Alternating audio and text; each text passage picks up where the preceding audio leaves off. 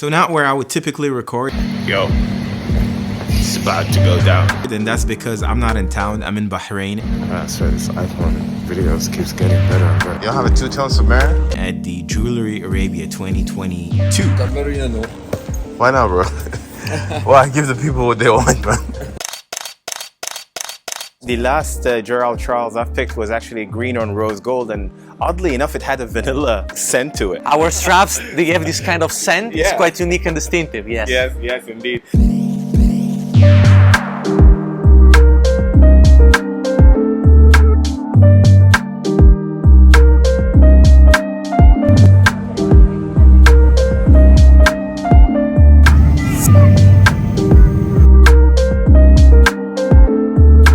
Alright, so touchdown, Jewelry Arabia 2022.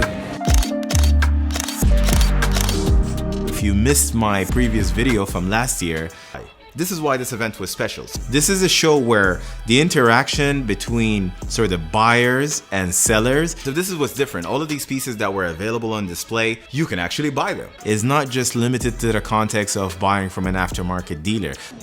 And I saw this Offshore, right? This stainless steel. This guy that is in the factory box was there, but it's directly with the brand over sought after pieces. It's quieter around me right now because it actually opens at 4 p.m. Like watches that are extremely difficult to get at retail. But I happen to get access a bit early just to kind of give you guys real hands or the real feeler of what they're preparing for. Years, miles away, long wait list. These are the type of watches you'd be able to get there. Or even watches that are simply not as hard, but just not as attainable. That time is needed for you to kind of inject. You have to wait for a long time to actually get it. Okay. This is awesome. I really like this watch. That's cool. The Americans, I nearly copped one of them, right? So I came this close to copying one of them. The 36, before you put it on the wrist, it looks like it's gonna be the one, the right size, right? But then trying it on, I was like, it's a little bit small. The 40 or the 41, I'm not really sure about the size, to be honest, looked a lot better. I'm still contemplating it, right? Potentially picking up an Americana. I think it's a great watch. It's a great looking watch. The royal family was there. I was at the Vacheron stand. I mean, the ruler of the country just literally walked by, ambushing my frame, and said hello. Hello. Hi. And he turned out to be a big Vacheron fan too. I mean, yeah. Are you with Jaeger or with Vacheron? You're with Vacheron. I'm a big fan of Vacheron. And it was so nice to hear it from someone with such power. Like that was completely unexpected. I didn't see that coming, you know. And when the ruler of the country supports a watch brand, this is Vacheron, man. So of course my favorite brand, Vacheron, is the first brand I had to go visit, and of course my favorite people. I absolutely love that brand. And taking a look at some of the new 2022 novelties they had for both women and men. Of course, we looked at the overseas Perpetual, ultra thin we're talking about. So this year, of course, I've seen the usual suspect, the one brand that I want to talk about. Didn't even bother stepping there. Of course, I looked at Patek Philippe. They had some of the new 2022 novelties as well. They had the chronograph with their green dial, so a lot of interesting references. Yeah, they had some pieces too, you know. Some of them were for sale. The 6119s in both the Calatravas in white gold and rose gold were there. I don't need to buy any of them because I own actually both. I've been on a wait list for an Aquanaut for the longest time on earth, and I still can't get it. And I was hopeful maybe something happens there, you know.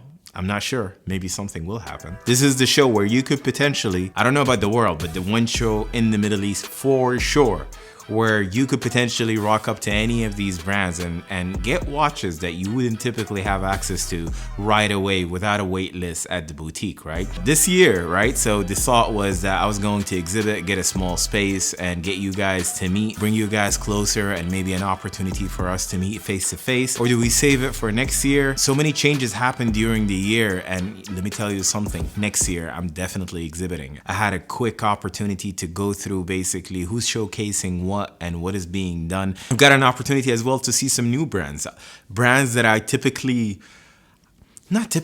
brands that I never thought I would actually pay attention to. Like Gerald Charles, for instance. I mean, you cannot deny what they had over there. Federico, pleasure meeting with you. Reader, thanks for coming. Didn't skip it walking around and looking at some of these unique pieces you've got. Thank you very much for the opportunity. So it's very simple. Gerald Charles is the last brand created by Gerald Charles Genta in 2000. Then he sold to my family in 2003 together with other investors, but he remained as designer-in-chief because he gave his two names to the Maison, Gerald and Charles. Yeah. And he created from 2003 until his passing in 2011 so many pieces, hundreds of creations. Yeah. Some were produced, but others are still in edit. Of course. And today, we carry forward this legacy. Yeah. We are an independent business. The family is not involved anymore, but we have all the designs, all the names, and very important technical skills. The last Gerald Charles I've picked was actually green on rose gold, and oddly enough, it had a vanilla scent to it. Our straps, they have this kind of scent. Yeah. It's quite unique and distinctive, yes. Yes, indeed. You went into the modernization step even further, and you've skeletonized some of these dolls. So maybe you could show us some of these pieces and walk us through it. Absolutely. So the Maestro 8.0 skeleton is our latest release. It took 7 years to develop the micro-rotor architecture by Vacheron and the personalization of the skeleton caliber by us. It was several millions of investments, and everything was possible thanks to Octavio Garcia, which is our creative director. See that you're playing around very well with the depth on the skeletonized doll. I mean, I am personally, and as I said, an aesthetically drawn person. I am aesthetics before complication. And when I try this on the wrist, it sits perfect. I don't know what's the thickness of it, maybe 11, 12? 8, okay. He respected the original Gerald Genta designed case, but he created a whole new language inspired by polygons inside this caliber. So we have the micro rotor that is finished also on the dial side, visible through dial side, quite rare. We have diamond cut bevels that you can see in here, all done by hand. Awesome. Actually, 40% of the cost of this caliber are the finishing. And you have them in different colors. You've got the green with the matching green rubies. I show you something. So basically, this is a special edition. Only 10 pieces are produced in the world, and it has the gem setting 66 baguette of emerald. We have rubies as well. You got the red, you got the green, you got the blue, and you got the clear. The clear would be actually just pure diamond cuts, right? Exactly. Interesting, very interesting. Out of curiosity, if one were to find one of these, say for example, tell us a little bit about your current boutiques in the Middle East. You're in Dubai, I know. We're in Dubai at Siddiqui. We're also Abu Dhabi with Siddiqui. Siddiqui is a very good partner of ours. Great family business like ours. Of course, absolutely, 100%. Well, thanks a lot for highlighting some of these pieces. This is great. These are available today. Someone can come in and catch some of these limited editions, or how does it really work? I wish they could be available. So this is for exhibition only. The first sets that we produced this year are fully sold out, and now we're talking about pre-orders with deliveries this summer. So essentially, you take in orders and fulfillment is a bit later. Exactly. Because it takes 3 months to make each of these pieces. So of course the lead time is long. 100%, 100%. Well, thank you so much for giving us the opportunity to see some of these spaces. You guys are definitely on to a very, very fruitful path ahead. Thank you so much again for the opportunity. Thank you. I appreciate it. The ruby set, the diamond set, the sapphire set, they had like a whole new revamp to what Gerald Charles used to look like. Obviously, it was a Genta design, and then it got handed over. And these guys took it to a whole nother level, right? Like the iterations done, skeletonizing it, man, that was really, it took me by surprise. I had to stop. So that was a good opportunity to kind of educate myself as well as highlight something new, something that had not really been seen in the channel. And I think there are going to be some opportunities where we're going to collaborate.